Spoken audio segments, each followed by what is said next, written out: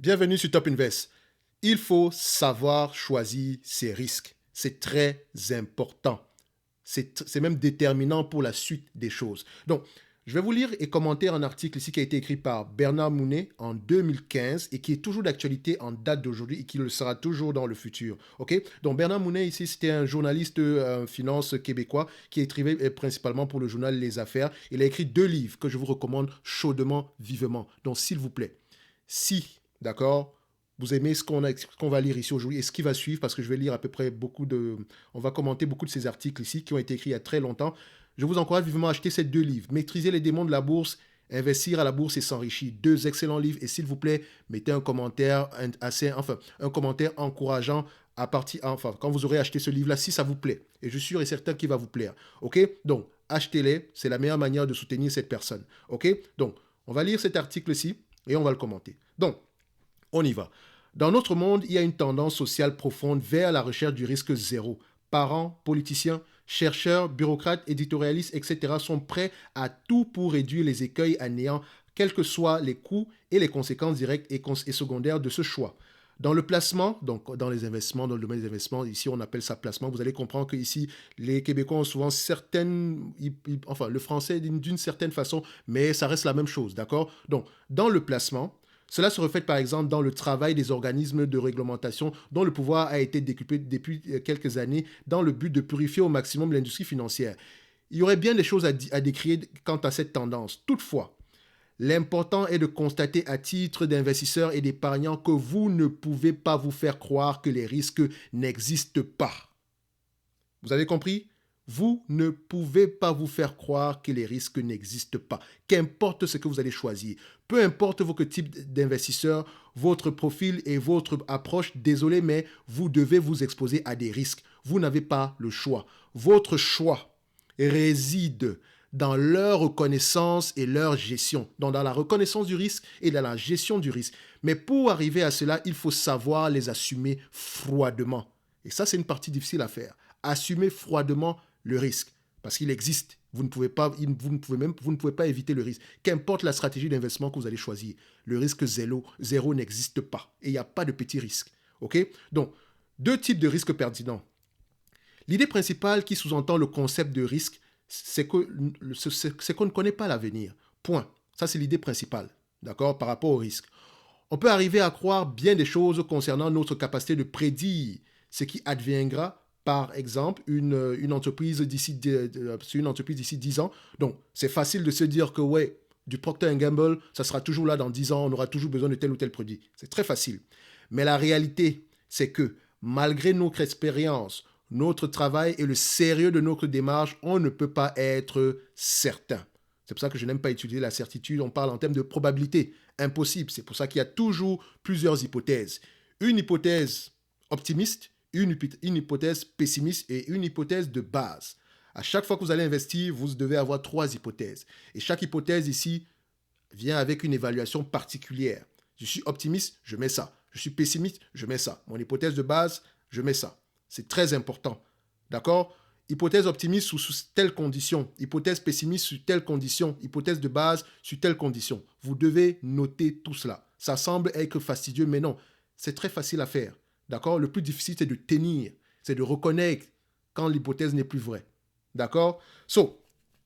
De plus, contrairement à ce qu'on enseigne en finance, dans les grandes universités, il est impossible de cerner totalement le risque de façon quantitative. C'est pour ça que je déteste les bêtas et tout le reste. C'est pour ça que je n'utilise pas de discount cash flow. Parce que pour moi, le risque n'est pas une question de chiffres. D'accord? Pour moi, autrement dit, quel que soit votre penchant pour les maths, vous ne pouvez le mesurer complètement. Donc, investir, ce n'est pas que pour les matheux, c'est une science sociale. D'accord? Ce n'est pas une science exacte. D'accord? Donc, je dis souvent, pas même pas que je dis, investir, c'est de l'art. D'accord? Ce n'est pas une science exacte. Vous pouvez utiliser les meilleurs chiffres pour évaluer la valeur d'une compagnie ici, que ça ne servirait strictement à rien si vous n'alliez pas la partie qualitative qui est aussi importante que la partie quantitative.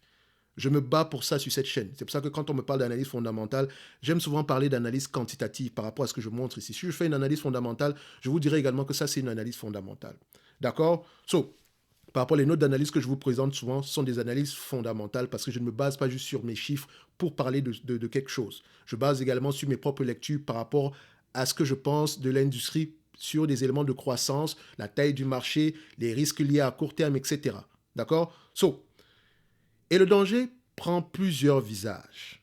Dans un commentaire publié l'automne dernier, Howard Marks, célèbre gestionnaire d'Oaktree Capital, mentionne 24 formes de risques, de crédit, de liquidité, etc. Parmi tous ces périls, 2 types sont particulièrement pertinents. Donc, Howard Marks a écrit le livre qu'on appelle La chose la plus importante, que je vous recommande chaudement. D'accord? C'est un livre qui parle de risque, qui parle d'investissement. On ne met pas de chiffres dedans. Il n'y en a pas. Il n'y a pas de chiffres dans ces livres-là. Donc, vous pouvez voir le livre ici. On peut le mettre à ce niveau-là. Vous pouvez aller le rechercher. OK? Donc, la chose la plus importante, vous allez le voir ici. The most important thing, en français, ça existe. C'est la chose la plus importante. Donc, on revient ici.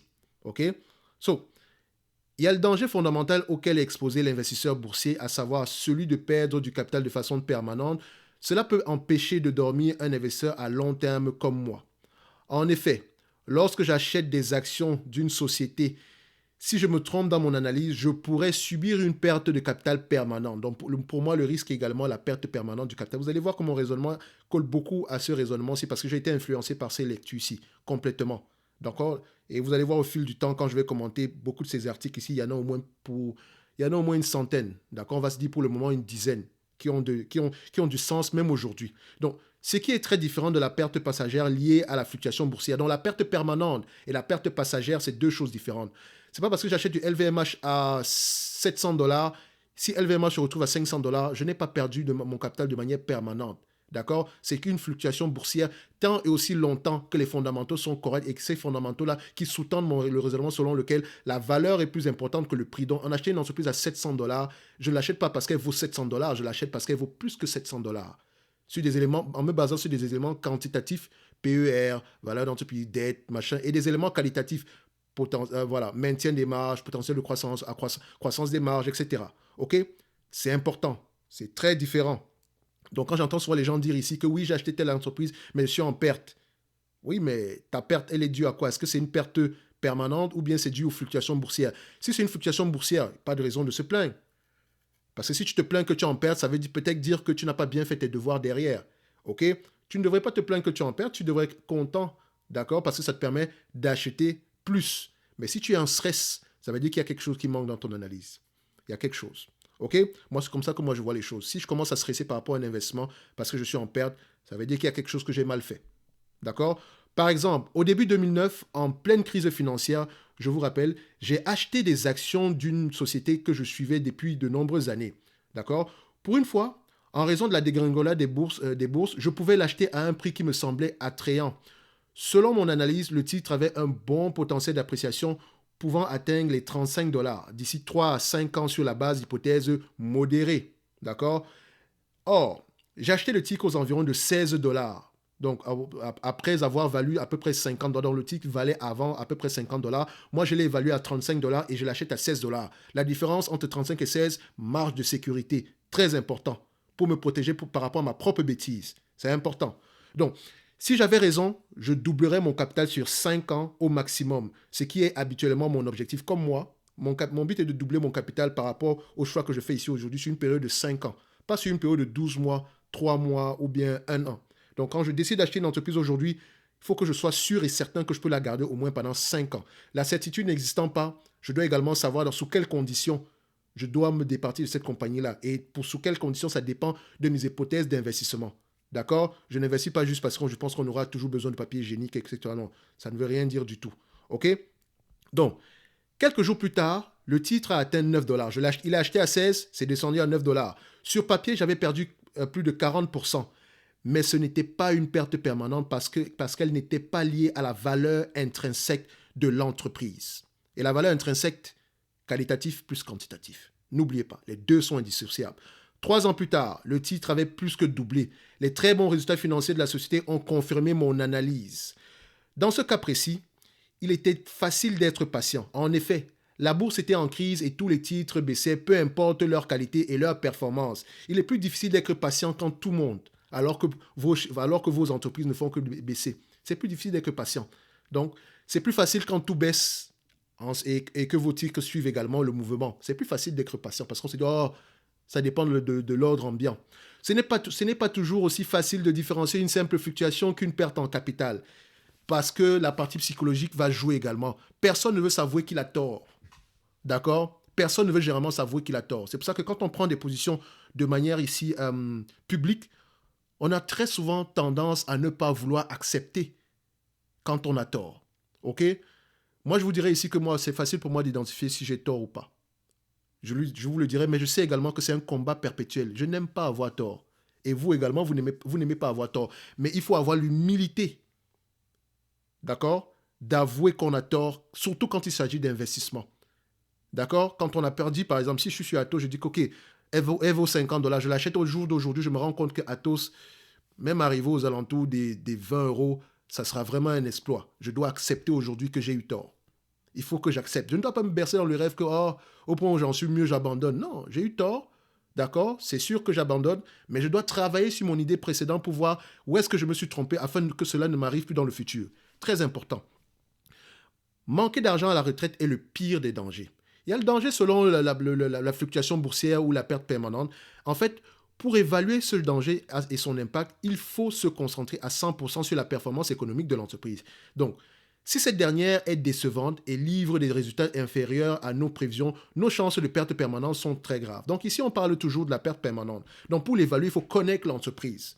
D'accord? Il faut connaître l'entreprise pour évaluer le risque de perte permanente du capital. Le second danger, le premier danger étant la perte permanente du capital, d'accord? Le second danger, ciblé par Howard Marks, est encore plus subtil et menace surtout les épargnants. Et c'est celui de ne pas prendre assez de risques. Les gens qui craignent la bourse et qui se réfugient dans des titres à revenus fixes, donc c'est-à-dire les obligations, croient qu'ils peuvent dormir en paix. C'est une illusion. D'accord? Les gens qui pensent également faire ça peut également être une illusion parce que ça a fonctionné par le passé. Rien ne vous dit que ça va fonctionner dans le futur. Faites attention, ça reste qu'un risque ici parce qu'il n'y a pas de facilité dans ce domaine. Ça n'existe pas. Ces investisseurs courent un grave risque, d'autant plus important qu'il est sous-estimé, celui de manquer d'argent à la retraite faute de rendement. Mes amis, quand vous investissez, c'est parce que vous pensez que vous aurez un meilleur rendement par rapport à un autre, à X ou Y. Retenez-le. Si vous investissez pour juste avoir un 3%, alors que en moyenne, les gens obtiennent, la majeure partie du marché obtient 6%, vous perdez de l'argent. Et encore, on ne prend même pas en considération l'inflation. Faites attention, parce que c'est à la retraite que vous allez vous rendre compte que vous manquez d'argent. Et ça, il n'y aura pas de retour en arrière. Il n'y aura pas de retour en arrière possible. Donc, dès aujourd'hui, prenez les bonnes décisions. Posez-vous les bonnes questions. C'est important. Quand je dis cela, je ne veux même pas parler précisément de l'objectif d'amasser un capital important pour jouir d'une belle retraite. Je parle tout simplement de conserver son pouvoir d'achat à long terme. Donc, je suis parti sur un rendement de 3%, mais si l'inflation en moyenne est de 5%, je ne gagne pas d'argent, je perds 2% chaque année en termes de pouvoir d'achat. Ne l'oubliez jamais. Jamais, jamais, jamais. Donc, on parle beaucoup de déflation, mais il ne faut pas oublier que l'indice des prix à la consommation est plus élevé que le rendement avant impôt de biens des placements populaires auprès des épargnants. L'indice des prix à la consommation, c'est essentiellement l'inflation. D'accord?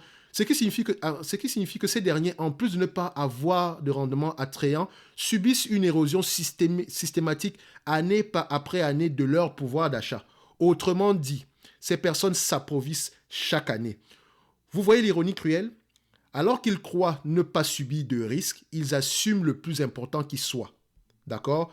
C'est pour cela qu'il faut cesser de se faire croire qu'on peut éviter les risques. C'est tout simplement faux. On peut juste les choisir. Alors faites-le avec sagesse. Choisissez vos risques. D'accord? Choisissez vos risques parce qu'il sera trop tard plus tard pour, n'est-ce pas? Il sera trop tard, n'est-ce pas, pour avoir des regrets. Donc vous devez choisir entre la douleur du travail ou la douleur du regret. C'est facile de choisir. Moi, j'ai choisi la douleur du travail.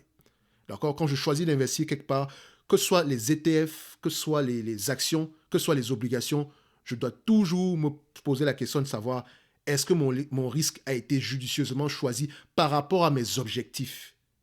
Très important. Donc, on va se limiter là. On se donne rendez-vous sur la prochaine vidéo. Si vous aimez ce genre de lecture-ci, si vous aimez cet auteur-ci, s'il vous plaît, achetez le livre, les 2 livres que je vous ai tantôt mentionnés et laissez un très bon commentaire.